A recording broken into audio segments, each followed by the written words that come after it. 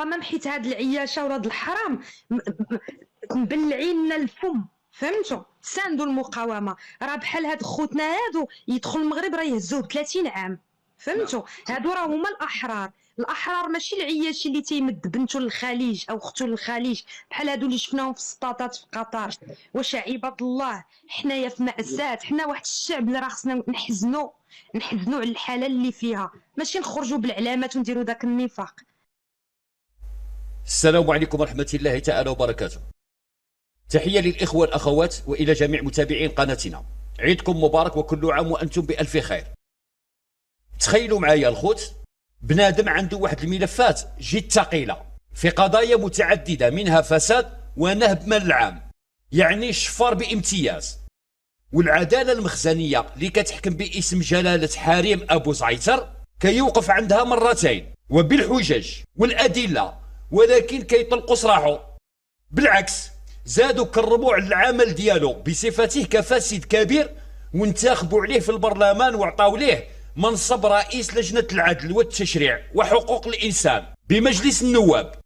أنعم السي محمد، ياك رانا قلنا لكم بأن في الزريبة عندهم قانون الفاسد يكرم والأصيل يعاقب ويسجن.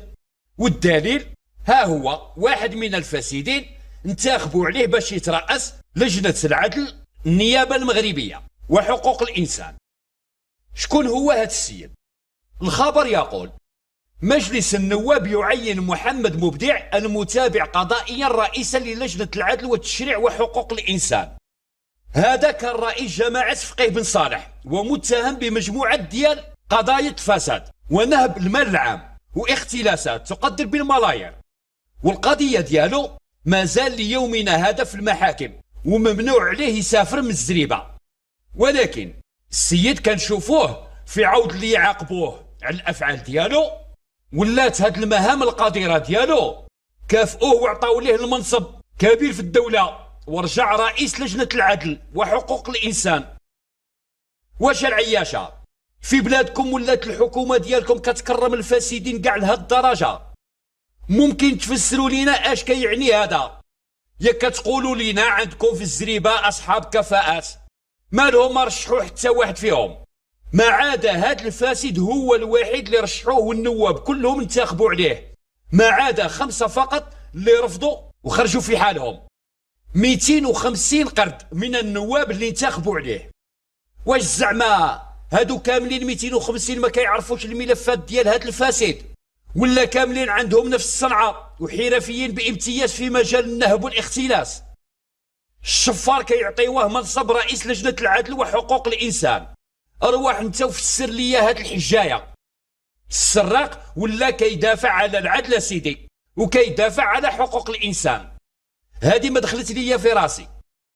وانتوما يا العياشة، واش في رأيكم هذا اللي غادي يدافع عن الحقوق ديالكم، هذا اللي عنده قضايا ديال فساد وكيمنعوه من السفر ما يخرجش من البلاد، واش متأكدين باللي هاد السيد غادي يدافع عن العدالة ويدافع عن حقوق الإنسان؟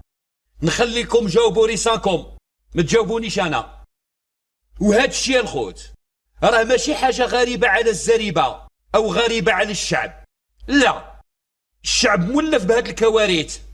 خبر بحال هذا كيجيهم حاجة عادية، لأن الشعب قاطع لياس من الحكومة ديالو وما بقاش عنده شي أمل أو ينتظر شي حاجة زوينة يسمعها من عند هاد الدولة. يعني هاد الشعب كيعرف بأن الدولة ديالو كلها شفارة من كبيرهم حتى لصغيرهم. الشعب ولا كينتظر غير الدقة تجيه فوق راسو. وهذاك العياش اللي برزت لينا ريوسنا بعاشا الملك والتعياشيت ديالو، أنا بغيتو يوضح ليا ويقول لنا كيفاش باغي هاد البلاد تصلح وتكون زوينة، والحكومة ديالو بنفسها هي اللي كتختار الشخص الفاسد وعنده ملفات كحلة في قضايا فساد واختلاسات، كيجيبوه ويعطيوه منصب رئيس لجنة العدل وحقوق الإنسان اللي عمرها ما كانت في الزريبة وعمرها ما غادي تكون. أقسم بالله الخير والعز في بلادكم ما غادي تشوفوه، والقهرة غادي تبقاو عايشينها وتورثوها لولادكم وأولاد أولادكم. بنادم في عوض اللي يتحاسب ويتعاقب على الأفعال ديالو الخبيثة، ما كيحاسبوش، ولاو كيزيدوا يعليو ليه المنصب ديالو ويكرموه باش يزيد يطحن هاد الشعب مزيان ويطور الخبره ديالو ويخلي يجذبوها. والله الا زريبه بنيت يا ودي يا الاصلاح اللي كتدويو عليه، هذا راه سميتو الكلاخ ماشي الاصلاح.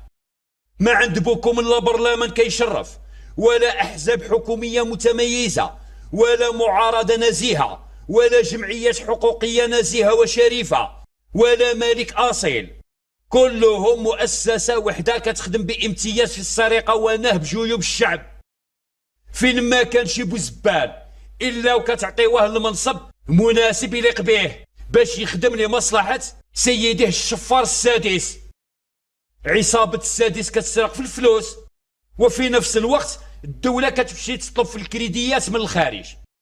ها هما عاودوا تاني مشاو طلبوا واحد الكريدي 5 مليون اورو من عند اسبانيا، قال لك باش يديروا واحد المحطه لمعالجه المياه. الكريديات ولاو كيطلبوها كل اسبوع. غرقتي البلاد حميده، وشعبك حاليا ولا كيعيش واحد المعيشه اسوأ من سنوات الرصاص في عهد المقبور الحسن الثاني.